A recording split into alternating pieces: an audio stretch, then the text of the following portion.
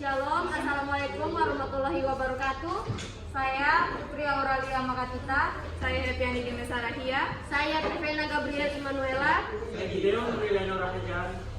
Dan kami dari kelas 12 Bahasa akan membawakan materi berjudul Dinamika Persatuan dan Kesatuan dalam konteks negara Republik Indonesia. Ya. Dinamika Persatuan dan Kesatuan dalam konteks negara Republik Indonesia. A. Hakikat Negara Kesatuan Republik Indonesia. 1. Konsep Negara Kesatuan, unitarisme. Istilah negara kesatuan sudah sangat sering Anda dengar sebab nama negara kita adalah Negara Kesatuan Republik Indonesia. Negara kesatuan mempunyai dua sistem, yaitu sentralisasi dan desentralisasi. Dalam negara kesatuan, dengan sistem sentralisasi, semua hal diatur dan diurus oleh pemerintah pusat. Sedangkan daerah hanya menjalankan perintah-perintah dan peraturan-peraturan dari pemerintah pusat. 2. Karakteristik Negara Kesatuan Republik Indonesia. Karakteristik Negara Kesatuan Republik Indonesia juga dapat dipandang dari segi kewilayahan. Pasal 25A Undang-Undang Dasar NRI tahun 1945 menentukan bahwa Negara Kesatuan Republik Indonesia adalah sebuah negara kepulauan yang berciri Nusantara dengan wilayah yang batas-batas dan hak-haknya ditetapkan oleh undang-undang.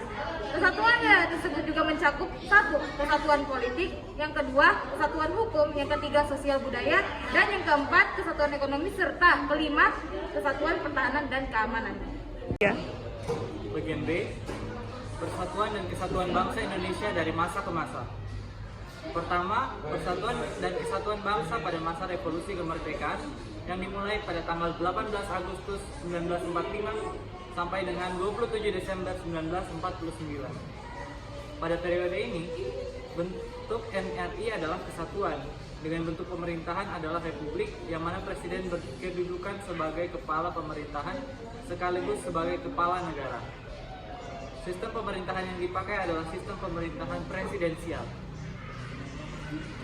Pasal 4 Aturan Pemilihan UUD 1945 dijadikan dalih oleh Belanda untuk menuduh Indonesia sebagai negara diktator karena kekuasaan negara terpusat kepada presiden. Untuk melawan propaganda Belanda pada dunia internasional, maka pemerintah RI mengeluarkan 3 buah maklumat. Yang pertama, maklumat Wakil Presiden nomor X tanggal 16 Oktober 1945 yang menghentikan kekuasaan luar biasa dari presiden masa sebelumnya.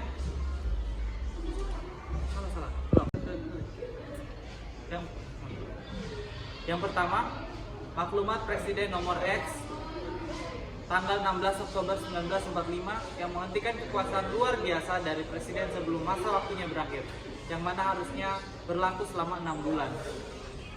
Kemudian maklumat tersebut memberikan kekuasaan MPR dan DPR yang semula dipegang oleh presiden kepada Komite Nasional Indonesia Pusat.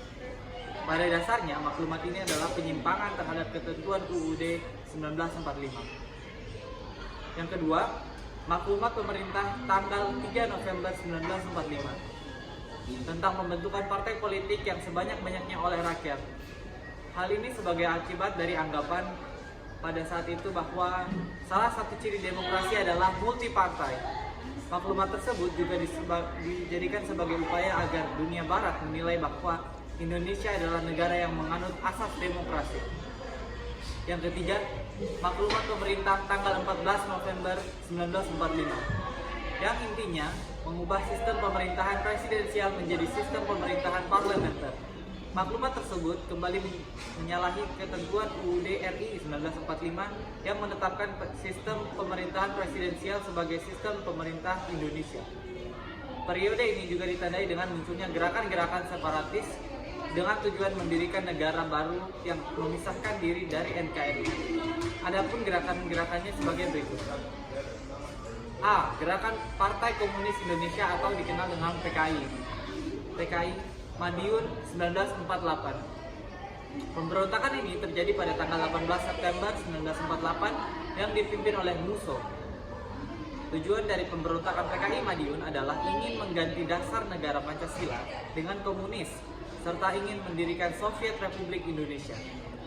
Pemberontakan PKI Madiun melakukan aksinya dengan menguasai seluruh keresidenan Pati PKI juga melakukan pembunuhan dan penculikan ini secara besar-besaran.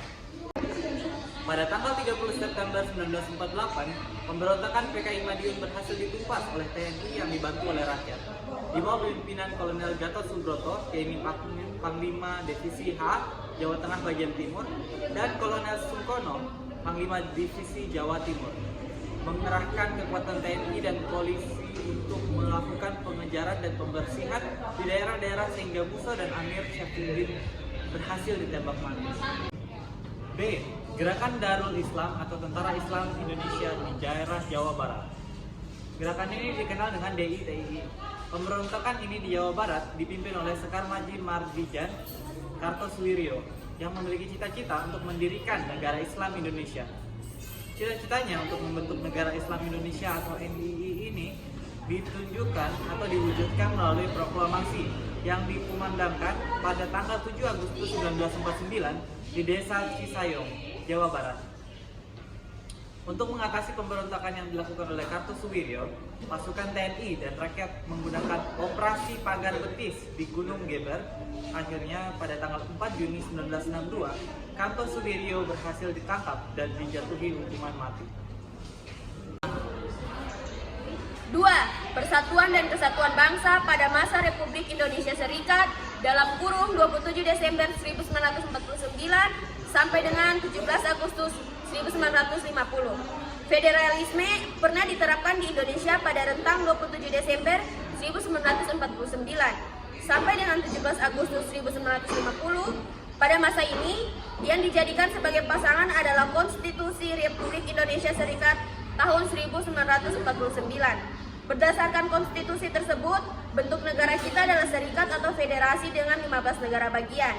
Pada masa Republik Indonesia Serikat, juga terdapat gerakan-gerakan separatis yang terjadi di beberapa wilayah Indonesia, diantaranya 1. Gerakan Angkatan Perang Ratu Adil dalam kurung APRA. 2. Pemberontakan Andi Aziz di Makassar. 3. Gerakan Republik Maluku Selatan dalam kurung RMS. 3. Persatuan dan Kesatuan Bangsa pada masa demokrasi liberal 17 Agustus 1950 sampai dengan 5 Juli 1959. Praktik sistem pemerintah parlementer yang diterapkan pada masa berlayarnya UUD S 1950 ini ternyata tidak membawa bangsa Indonesia ke arah kemakmuran, keteraturan dan kestabilan politik. Hal ini tercermin dari jatuh bangunnya kabinet dalam kurun waktu antara 1950 sampai 1959. Telah terjadi 7 kali pergantian kabinet. Kabinet pertama, Kabinet Nasir, 6 September 1950 sampai 27 April 1951. 2. Kabinet Sukriman, dari 27 April 1951 sampai 3 April 1952. 3. Kabinet Walipo, 3 April 1952 sampai 30 Juli 1953. 4. Kabinet Ali Sastroamidjojo, dari tanggal 30 Juli 1953 sampai 12 Agustus 1955. 5. Kabinet Burhanuddin Harhab, dari 12 Agustus 1955 sampai 24 Maret 1956. Pada masa kabinet ini, Indonesia untuk pertama kalinya menyelenggarakan pemilihan umum yang diikuti oleh 28 partai. Pemilu dilaksanakan atas dasar Undang-Undang Pemilu Nomor 7 Tahun 1953. Pemilu 1955 dilaksanakan selama 2 tahap, yaitu pada tanggal 29 September 1955 untuk memilih anggota parlemen dan tanggal 15 Desember untuk memilih anggota konstituante. 6. Kabinet Ali Sastroamidjojo. 2. 24 Maret 1956 sampai 9 April. Pada periode ini juga terjadi beberapa gerakan separatis di daerah, diantaranya 1. Gerakan Darul Islam atau Tentara Islam Indonesia. 2. Pemberontak PRRI Permesta atau Pemerintah Revolusioner Republik Indonesia Perjuangan Rakyat Semesta. 4. Persatuan dan Kesatuan Bangsa pada masa Reformasi Lama, yaitu 5 Juli 1959 sampai 11 Maret 1966. Presiden berkedudukan sebagai kepala negara dan kepala pemerintahan. Kabinet yang dibentuk pada tanggal 9 Juli 1959 dinamakan Kabinet Kerja yang terdiri atas 1. Kabinet inti yang terdiri atas seorang Perdana Menteri yang dijabat oleh Presiden dan 10 orang menteri. 2. Menteri-menteri ex officio, yaitu pejabat-pejabat yang diangkat menjadi menteri. Pejabat tersebut adalah Kepala Staf Angkatan Darat, Laut, dan Udara, Kepolisian Negara, Jaksa Agung, dan Ketua Dewan Perancang Nasional dan Wakil Ketua Dewan Pertimbangan Agung. 3. Menteri-menteri muda sebanyak 60 orang. 5. Persatuan dan Kesatuan pada masa Orde Baru 11 Maret 1966 sampai 21 Mei 1998. Selama memegang kekuasaan negara, pemerintahan Orde Baru tetap menerapkan sistem pemerintahan presidensial.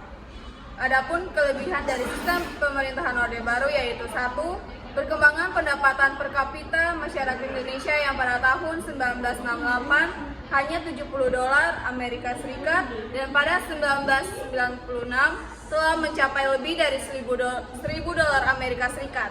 2. Suksesnya program transmigrasi. 3. Suksesnya program keluarga berencana. 4. Sukses memerangi buta huruf. 6. Persatuan dan Kesatuan pada masa reformasi. Periode 21 Mei 1998 sampai sekarang. Periode ini disebut juga era reformasi. Gejolak politik di era reformasi semakin mendorong usaha penegakan kedaulatan rakyat dan bertekad untuk mewujudkan pemerintahan yang bersih dari korupsi, kolusi, dan nepotisme yang menghancurkan kehidupan bangsa dan negara.